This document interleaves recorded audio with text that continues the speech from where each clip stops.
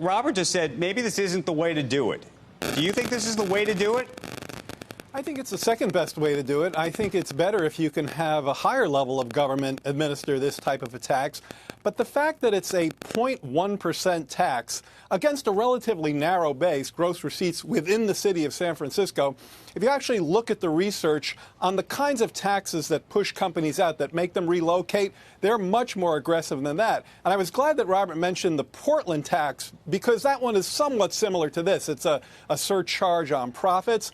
And we haven't seen any downside effects from that. It's raising the revenue that it's supposed to raise. So, but Jared, I want to make a point on the Portland tax, and you just said it yourself.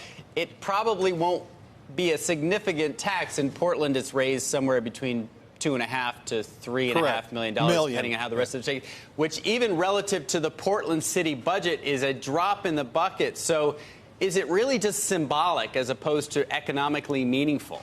No, it is. I wouldn't say it's economically meaningful because it's small, as you say. I think it's actually administratively meaningful because the earmark dollars here are going to pay for the mental health services that the tax is constructed for. And I think we said it was going to raise somewhere between 1 and 150 million, something like that, with an M, by the way. 140 is the estimate, yeah. Yeah, we're talking M's here, not B's. And, right. You know, apparently that's about what it would cost to pay for these services. So I actually think it's a good, small bore idea, but it would be better if it were administered at a higher level.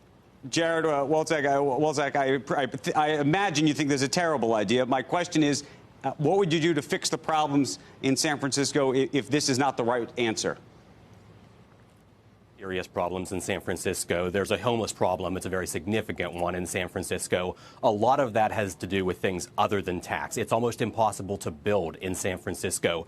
Zoning ordinances are tough. They want you to build single occupancy homes, detached homes in a city that has a huge housing shortage. So there's a lot of things that you should be doing in San Francisco. And hey, revenue may be part of that, but you have to consider what this is doing, because this tax is not going to change CEO compensation.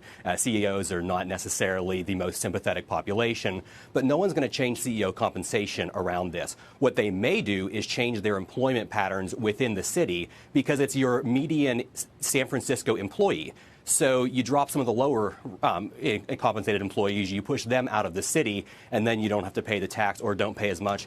And I'd push back on one point, the idea this is on a narrow base. This is on gross receipts. Now, gross receipts are all of the receipts of the company that are attributed to San Francisco. Right. That is a much broader base than profits. That's why gross receipts taxes tend to have way lower rates than corporate income taxes. This is a pretty significant tax. And more than that, if you're headquartered in San Francisco, the top rate's not 0.6, it's 2.4%. Yeah, but what we've seen in Portland and the speculation about San Francisco is the types of companies that would face this tax would really be banks and retailers, because they have highly paid CEOs, but the local workforce is not as well paid. You look at the tech companies, and everyone says none of them would get hit because the median pay in San Francisco is so high. That's right.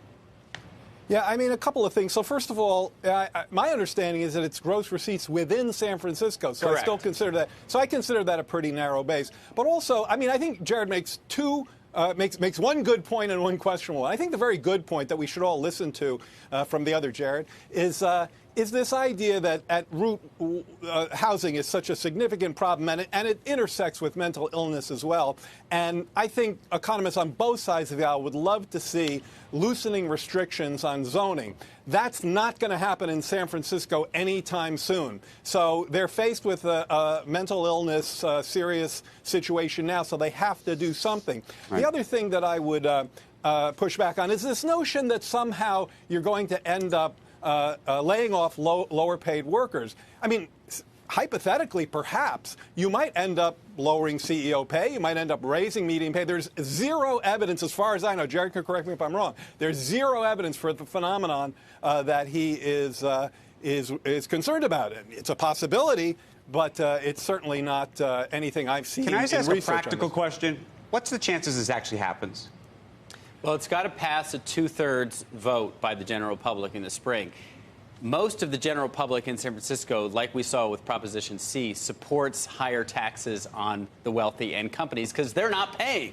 So the political analysts and pollsters in San Francisco say it has a very high chance of passing. I don't know what the two Jareds think of that, but once it passed the Board of Supervisors, they said it's pretty much done. Are there expected legal challenges to ensue if it does pass? Absolutely, and that's the issue we saw with Proposition C, which also passed and seemed fairly clear-cut. Remember, this is the tax that Mark Benioff came out in favor of. Other tech companies were against it. It is tied up in court. All that money is still tied up in court, so it can't be used for anything, and that's expected to happen here as well. They tried to pass a tax like this in 2014, and I believe it did not pass in California. But this is San Francisco. Right. I suspect it will. Jared Bernstein, just quickly, at the national level, CEO pay compared to median worker has gapped up a lot over the last 2 or 3 decades. What do you think's driven that, and should it be adjusted for by some kind of federal rule? And now it's disclosed. That's the big change. Is the SEC required it to be disclosed what that gap is, so now you can actually target it with a tax. Yeah, I think we should at least throw out this number. It used to be 30x top comp to median pay. Now it's somewhere between 300 and 400x. So you're right. It's really exploded. And I think the reason has to do with a lot to do with just the inequality story, for which there are many explanations. We've had relatively stagnant median pay and, just excessive increases at the very top of the scale. One place you've seen that a lot is tech and finance, and that takes you right back to San Francisco.